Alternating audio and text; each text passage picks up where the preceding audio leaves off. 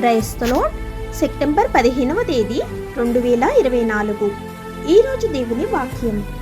విశ్వాసమందు స్థిరపరచబడుచు కృతజ్ఞతాస్తుతులు చెల్లించుటయందు విస్తరించుచు ఆయన యందుండి నడుచుకొనుడి. కొలస్సీలకు రాసిన పత్రిక 2వ అధ్యాయం 7వ వచనం.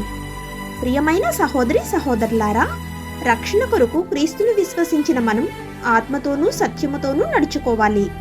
మనము మన జీవితాలను తండ్రికి ఇష్టమైన రీతిలో జీవించాలి. మన దేవుడైన ప్రభువు పరిశుద్ధుడు కాబట్టి మనం కూడా పరిశుద్ధంగా ఉండాలి.